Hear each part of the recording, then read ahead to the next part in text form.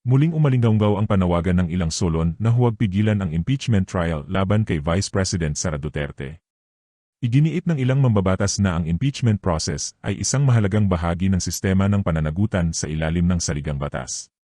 Para sa kanila, hindi dapat agad isara o hadlangan ang proseso dahil ang paglilitis ang magsisilbing daan upang mailatad ang mga alegasyon, maipakita ang mga ebidensya, at marinig ang panig ng akusado.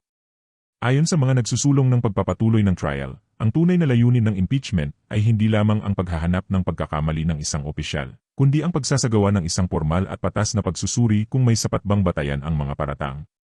Naniniwala sila na ang anumang usapin na may kinalaman sa isang mataas na opisyal ng pamahalaan ay dapat dumaan sa tamang proseso. Sa halip na pairalin ang mga haka-haka, sabi ng ilang solon, mas makabubuti na hayaang magsalita ang mga dokumento, testimonya, at iba pang ebidensya.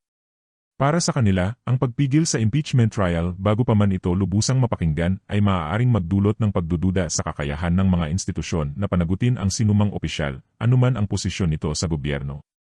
Binibigyang diin ng mga taga-suporta ng paglilitis na ang Senado, bilang impeachment court, ang may tungkuling magsuri at magpasya batay sa mga ihaharap na argumento at ebidensya. Hindi umano dapat paunahan ang magiging resulta dahil ang mahalaga ay mabigyan ng pagkakataon ang proseso na gumana ayon sa batas. Sa kabilang banda, may mga nagtatanong naman tungkol sa motibo, panahon, at posibleng epekto ng impeachment proceedings sa kalagayan ng politika sa bansa. Para sa ilan, mahalagang tiyakin na ang ganitong proseso ay hindi magiging instrumento lamang ng alitan o paghihiganting pampulitika. Dahil dito, nananatiling hati ang opinyon ng publiko. May mga naniniwalang ang impeachment trial ay pagkakataon upang malinawan ang mga kontrobersya, habang mayroon namang nangangamba na maaari itong magpalalim pa ng hidwaan sa pagitan ng mga magkakaibang kampo sa politika.